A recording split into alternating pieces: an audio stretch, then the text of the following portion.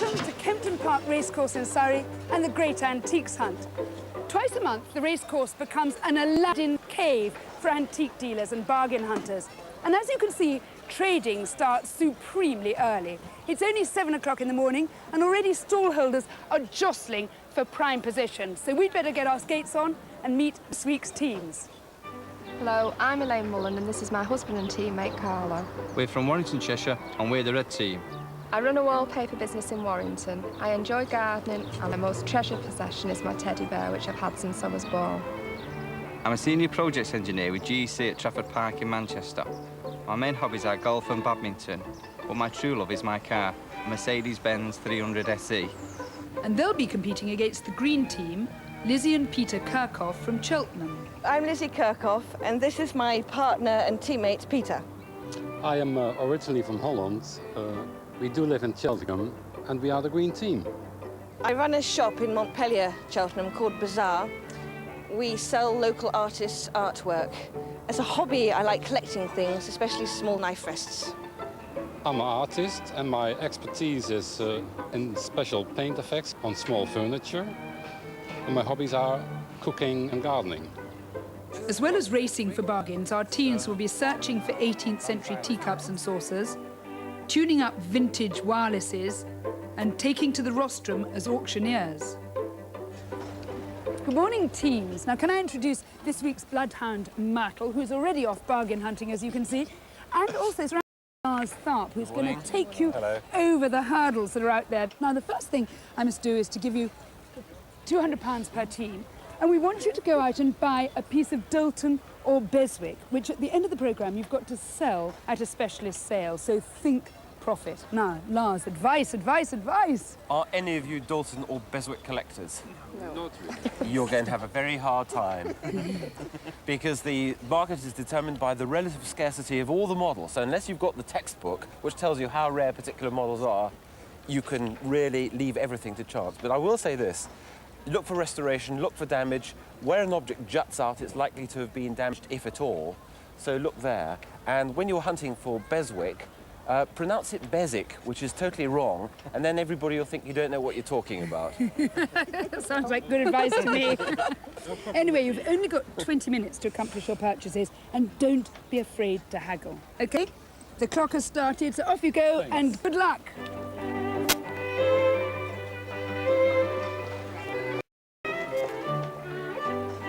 So, Lars, you seem to have come equipped with a sort of library here. Is that necessary? I'm afraid it is, because any trader laying out their wares in this sort of context is going to have done their homework beforehand. They will have gone to the books. This is one area where, in fact, some of the fun is already taken out of it, because there are lists and up-to-date lists of what the going rate is for particular models.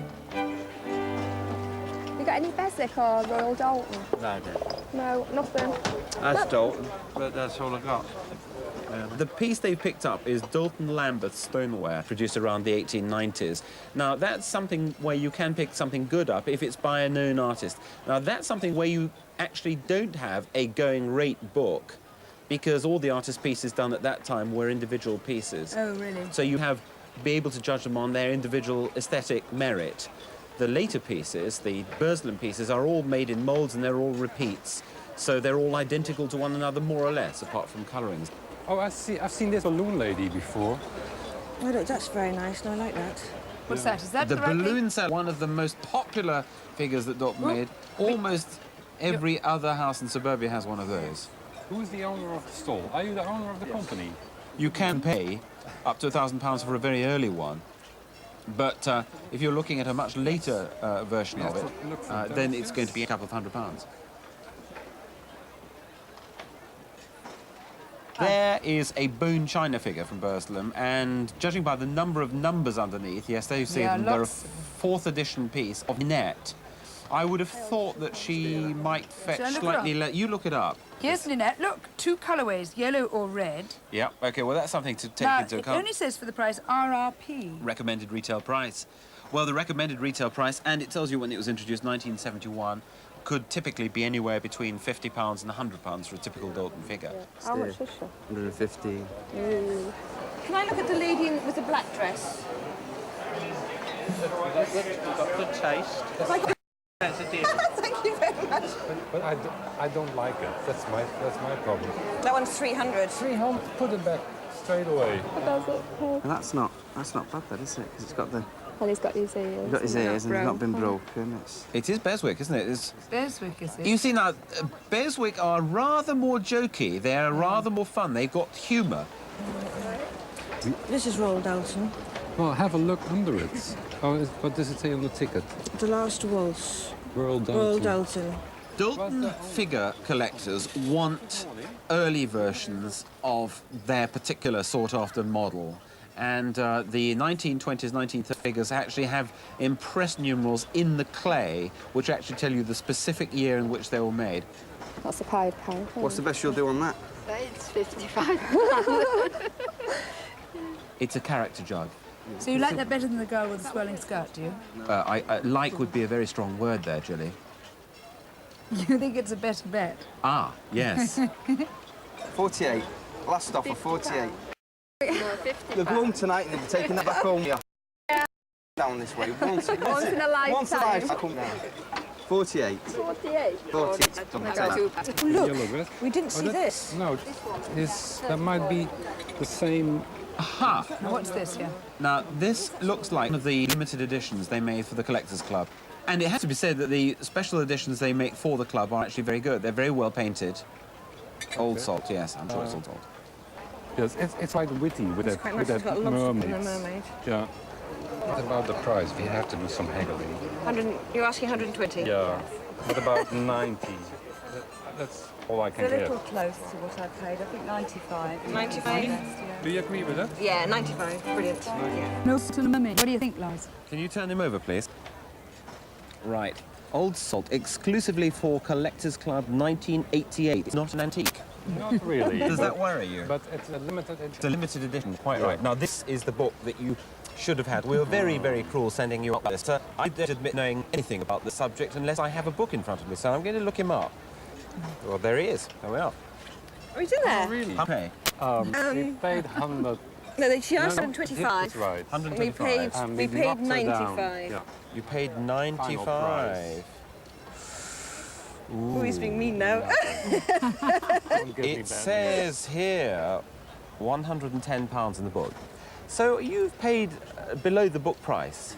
Well, you certainly should always below the book price when you're at a fair, because I think the book price is a good retail price guide. And I think it's quite possible that you may get your money back at auction. And if you're a little bit lucky, on the day of the auction, there's going to be someone there who just needs that one to slot into their collection. So we'll keep Fingers crossed. You did reasonably well. And let's see what Carlo and Elena brought us. Look at it, a load of rats. It's the Pied Piper of Hamelin. I'm sure you've heard of that. Send it over. 1, 2, 3, 4 editions. So this is not a first edition jug, it's a 4th edition jug.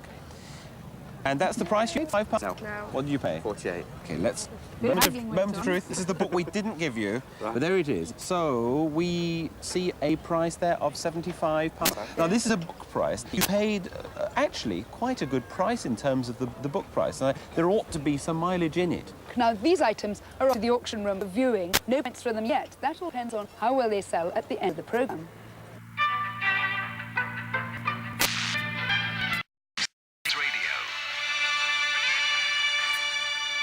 With you. Joined by great Antiques Hunt presenter Jill Golden, expert Paul Atterbury. What brings you to BBC Southern Counties Radio? Well, Eric, we've come to test out our team's knowledge of vintage wines. In the studio next door, we've got 4 old radios laid out, and we want them to date and value them. Paul, what makes old radios collectible? Well, it's really a nostalgia trip. Everybody's parents or grandparents radios to sit in front of the fire and tune in to all those wonderful old programmes. And you always hope that if you turn it on, you might still get Ambrose at the Mayfair Hotel or something like that. How long are you given? 3 minutes. There are 100 points maximum to be scored, and the red team, that's Elaine and Carlo, are going first. Someone's got television, yeah. Yeah, let me just see what make it is. That's a marker. Yeah, it's a television. 54. I think it's an original. It's like a bit high. Yeah, it's there. Eco, radio, England. Go on, we'll go 1936. Yeah, should we say 750? Yeah, about 750 for that one. Right. 19. This one. Oh, I'd say 60. 62. 62. Yeah, so Let's I go. think it's a Phillips one there, which is Yeah. quite a common thing. Quite a few people have got this so one. over 150 I on wonder if that one. This looks... Encasing, so it seals up. Oh. It's Neil USA. Oh, it's So it's an American American. one. I don't know, like 1890. that early? Yeah, I do. Did they have them? Value now. Right, over 3,000 on that one. Yeah. Yeah. Right. That's interesting. Let's have an oldest one. This is a very old one. So what sort of date do you think that would be? I don't know. 1895. And what is the value? It's a real museum piece. It's about 1,000. Okay, go on then. Is Is it speculite or... Time, 1940s. So maybe then. Okay, 1930s. No. 16. I'll put figures in. Okay. So this one we've said, what, 1940s, 1950s? I think 50s. Okay, I'll put 90. Price? This is unusual. Oh, look at this. 1,500. And when were the first televisions there? Because this is 1950. 1950 for that then, yes? I put 1,000 for that as well. Quickly. Date. Time is nearly up. Well, I'm going to put Are we going to 1940. change this date? I'm going to change this date. Last and final change. And that's it. We have to live with that. In the nick of time, I'd say, not so span. I was visiting. You've all forgotten. Beginning 23rd, 46 from Alexandra Palace, and by the beginning of the war, 20,000 sets had been sold in Britain, of which this was one. Okay, your look comes wrong of television. So you were all too late, much too late on that. 8,000 pounds. I mean, that would be a record. In fact, I have to say the Green Team had a terrible habit, which was getting it right, changing it and getting on, having on time. Yes, I think it is. Moving on, the earliest which you all got, of course, was the American radio. They're all too available until the 1920s. That is not as a broadcasting network. OK, we move on to this curious space of 1960 to 150, let's thought. It was not bad. The 650. This is it was on the coronation. It's just a transistor. Everything suddenly gets smaller. You're dealing with 7 a portrait rate. It's substantial. Here we have a great classic. 1935, 36, signed by for old great radio manufacturer. You were the people who meant the key word, Bakelite. And this is the mecca for radio collector. It's such a great period piece. And the price is about £2. Paul, this embarrassing moment of dishing out the schools.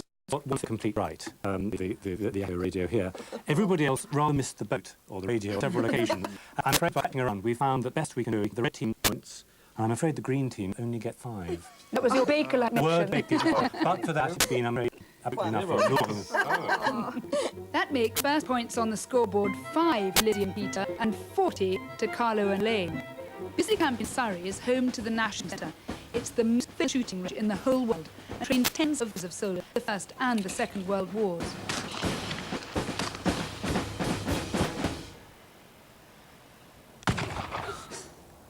That has some kick to it, the gun, Bill.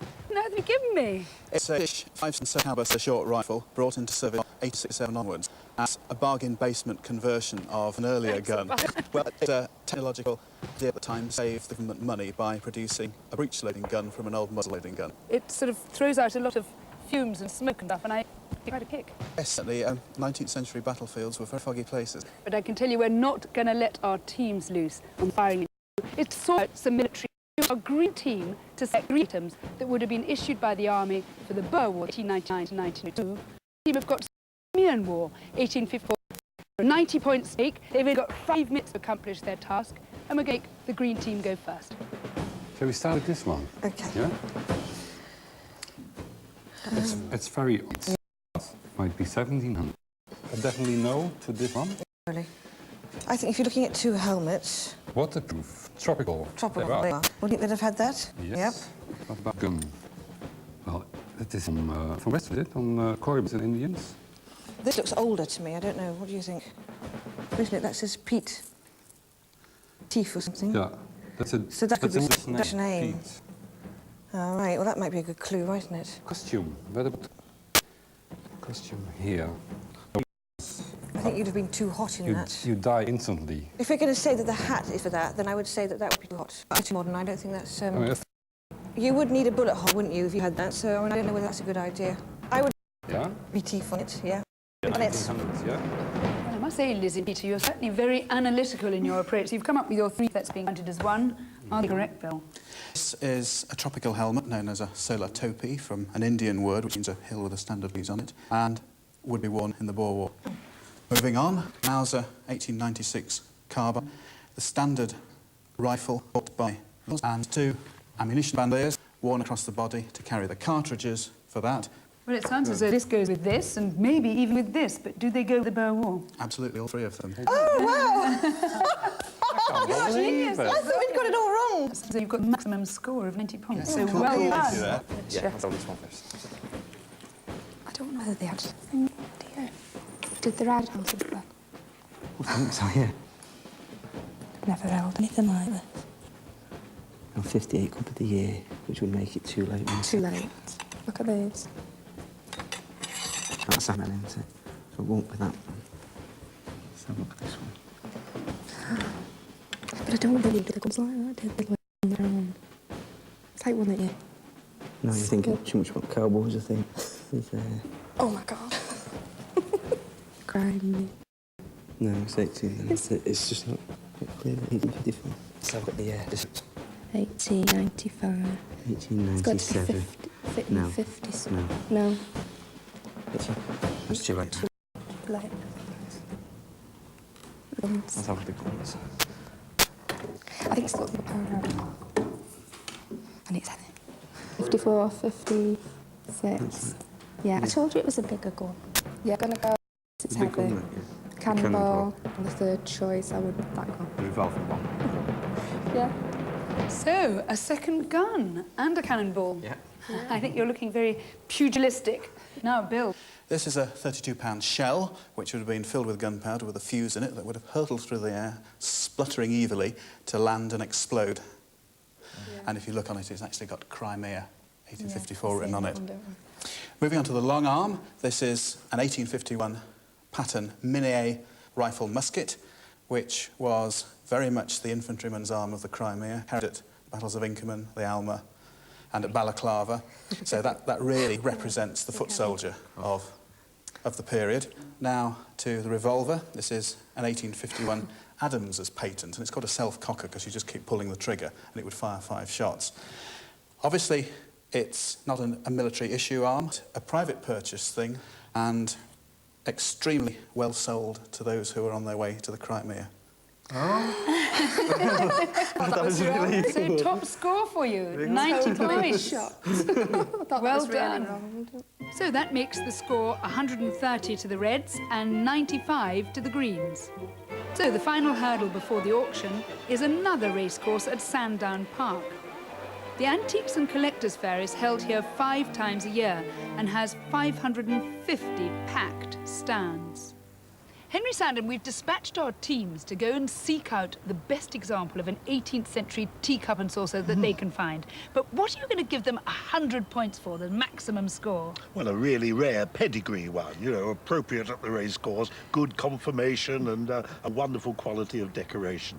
And how will they know if it's 18th century or not? Helpful tips are that they're small, cups and saucers in those days, 'cause tea was very expensive, and also they don't have a little inner ring inside. The cup just floats up and down like that because you didn't sit down around a table and have tea. You had one passed round to you in a room, and so it floated up and down. And the smaller they are, basically the earlier they are. So, Henry, would this rim that is held here, you would see in modern saucers to hold the cup in place, would that have gone out at the end of the 18th century? No, it trickled on into almost the Victorian period when they started coming in. There could be some pitfalls out there. There's some dangers. Going this way. Well, Henry and I are going to see how they're doing, and they've only got 10 minutes. Run to the Green Mare. A bit elaborate, with plenty of gilding on. A fancy one. A fancy one, yeah. Small and... And if it's got any scalloped edges. Peter, let me have a look here. Pete. No, this is too much. The contestants have been told they're not allowed to ask the stall holders a single piece of information. No, quite right too. That's big and much later. 18, 17, with a year, 17 now. And the shape of handle screams late Victorian, 1880, something like that, I think, as far as I can see it. That scroll, it says 1880 on it. 1880, how did I know? That's You're right. very clever. It's the shape of handle. What about individual cups and saucers? Is it much more valuable if you find 2 or 3, or is it better to get one? Well, it's nice to have more, of course. It's particularly to have what's called a trio, which is a coffee cup, tea cup and saucer. Because in the 18th and early 19th century, a tea set comprised coffee cups as well as teacups, but they shared the one saucer. This is definitely hand-painted. Look at the brushstroke, Lizzie. Now, that's the London-shaped handle with the hook form. So we're pushing instantly. It won't be before about 1815. Yeah. So it is the 1800s. No, it's a bit later, I think it's actually. very nice. It's really pretty if it was... Because it's smooth, isn't it? Yeah. Do you think it's fancy enough, though? Yeah, for the yeah. Let's see the cup. Can I have a look at the cup? Yes. New Hall about 1785, and quite pretty. Not uncommon, but it's nice. Is New Hall a factory? New Hall is a factory. They took over the patent for making hard-paste porcelain. Up to that date, English porcelain was soft paste, artificial porcelain. Yeah. Yeah. Yeah, I like that. This is the one. Right, gonna take they've it. decided on New Hall. It's very pretty with that little ornate handle, isn't it? Ow, is Myrtle... Here, get down, John, she's getting excited. That's early Chelsea. Extremely different. That does things for you, God, does it? that's, I think, the treasure of the fair. Now, that's the flaming tortoise pattern, copying the Japanese kakien. You look up and I'll look at the saucer. What sort of date would you put on that, then? 1750, 1751. It's a bit worn off. Shall we put it back? Put that one back, yes. Have a look at this one. Hello. Hello. Yeah. Oh, Lizzie. It's very pretty, Is isn't this it? hand-painted? I think so. The pattern, Lizzie, is very intricate. It's very finely done. Absolutely wonderful tea bowl and saucer. Does it set you quivering? Oh, it does. You know, one shakes with delight. Well, this will be our final choice. You pressure me. It's not actually my final That is choice. a later period. We will be for that. I wanted to go and look at the Japanese one. Yes, he means the chiller style, I think, doesn't she? Oh, go back for that one. Our time is out. That's it. Now, this is the green team's offering. What do you think? It's very beautiful. It's 18th century, of course, which is right. It's a superb little coloured tea bowl and saucer from the Carfley factory, imitating a Worcester pattern called the Hope Edwards, with cornucopias and superb the odd radish, I think, popping in there, which is rather fun. So, Henry, what would you have to pay for such a beautiful thing as this? Something like £1,500. You're going to give them a good score for it? I'm going to give them a jolly good score, I think. Out of 100, 90 points. Oh, wow. OK, well, let's see how the red team have done next. Well, the red team have certainly got an 18th century tea bowl and saucer again, just a little later than the greens, because this is slightly bigger. But it's New Hall from Stoke-on-Trent. So what sort of price would you put on this one, then? It's going to be somewhere in the £125 bracket. And what about the score? Score, well, 65 points. 65. Yeah.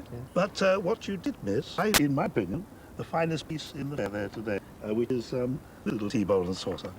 Or teacups, which I saw the green a good look at, and they passed it in favour of the Woodside pattern. What I was going to go back for. Right. This is Chelsea. Chelsea, 1752, something like that. A piece in this condition is a great, great rarity and rather valuable. Shall I tell them how much? How much, Henry? It's going to be around about £2,500 to £3,000. Wow. 150 now, 150 at the back. So, as we head for London and the auction, let's update the scores. Yours, 321, thank you very much. Peter and Lizzie have 185, and Carlo and Elaine have 195. 240 now, 260, 280, 320, 340, 340 at the back. Only 10 points between two teams, and Lars has useful tips for Lizzie and Elaine, who at the very last moment have elected to take the rostrum. Ignore everybody except for two. They're bing, bong, bing, bong, bing. As well as selling the items our teams bought at Kempton Park, they're each selling another 2 items they've chosen from a selection we provided.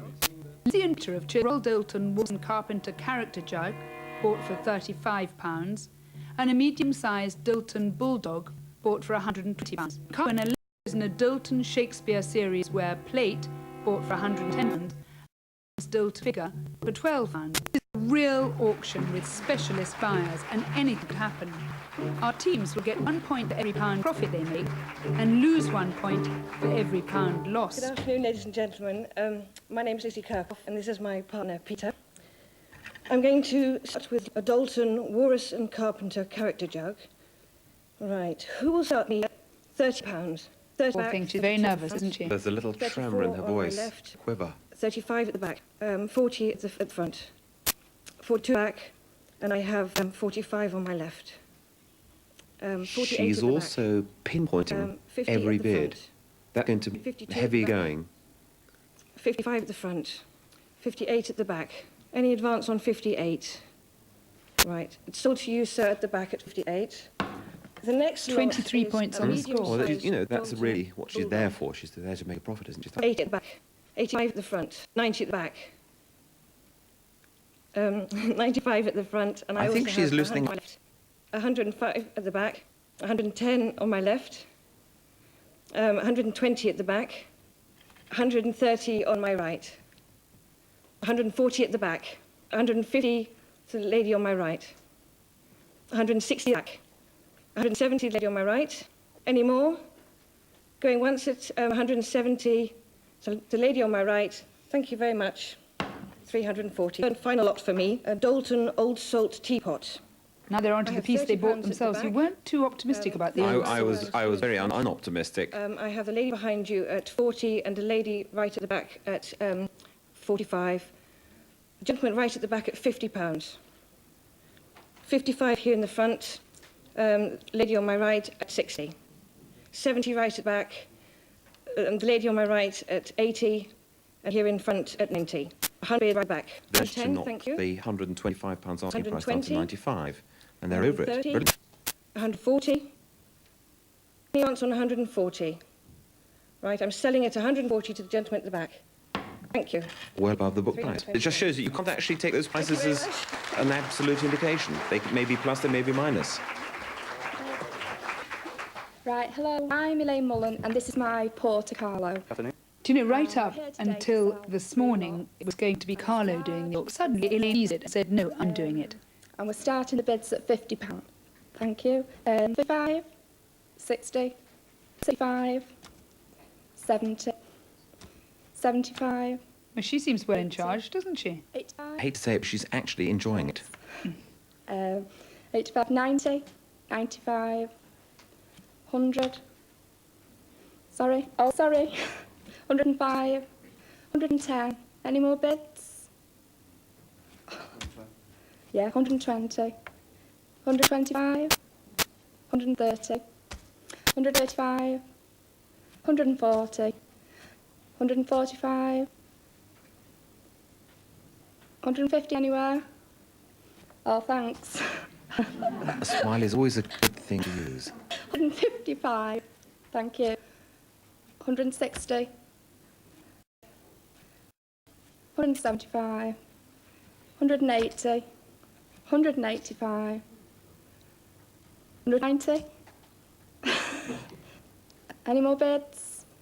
Sold 185. Well, that's brilliant. She's made 75 points on that item. And Jack's as well. Thank you. Next lot's a Bogey Kins Dalton figure, and we're starting the bidding at 10, 12, 14, 16, 18, 20, 22, 24, 26. Any more bids? 28, thanks. 30. Any more bids from 32? 34. At the back. 36. 38. Any more? Gentleman front row, save my day. 40, thanks. 42. 44. 46. 48. 50. Any more bids? 52. Any more bids over 52? Right, sold to gentleman back. Well, they're doing very well. They must be neck Our and neck last by now. lot, and it's a Dalton Pied Piper character jug, and we're starting the bidding at £20.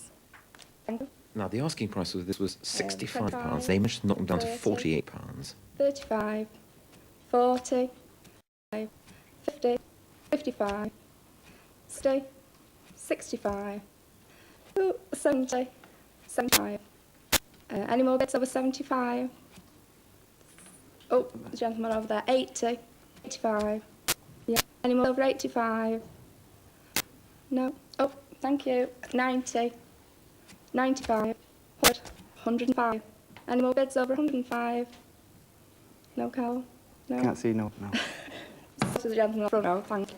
That's 306.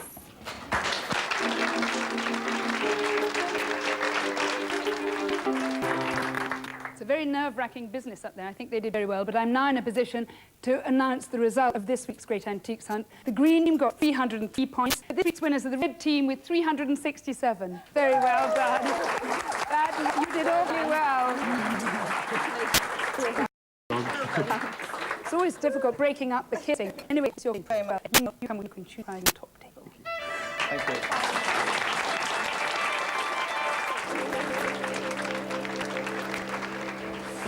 Well, I must admit, you were very relaxed when the moment came, Elaine. You may have had your doubts beforehand, but you settled down very quickly.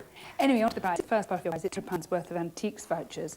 And the second part of your prize is there, but nothing. It's totally up with 6 antiques, 5 worth £400 to £500, 1 the star prize worth £1,000. But you only have 30 seconds to take your pick, and it starts now. No. We like one. No. No. No. No. What's that? Well thought. No. Gotta be them. No. Them. Do you like them? We would use Do you like them? Yeah, we would use them, wouldn't we? We wouldn't use... No, wouldn't use that. No. Wouldn't use that, would we? No. No. This is I know, but we we've wouldn't. looked at them in the past, That's but not no, the tea. no, wouldn't use that. We would. Yeah. I like them. Have you come to a decision? I know it goes Yeah. past very fast. Certainly does. What's it to be? The candlesticks holders. Lars. For a horrible moment, I thought you didn't want anything at all. Well, the candlesticks are quite nice. Cut glass looks wonderful by candlelight, and what better than a pair of cut glass candlesticks? And they were made sometime around 1820, 1830, George III, George IV. And I think that they could fetch somewhere in the region of £1,500 at auction. The star prize. You picked the star. Well, not many teams have waltzed off with star prize. I think you're probably only the second this series, so well done. Anyway, I'm afraid that's all we've got time for this week, but do join us again next week in the Cotswolds for another great antiques hunt. And of course, there's still another bit of your prize.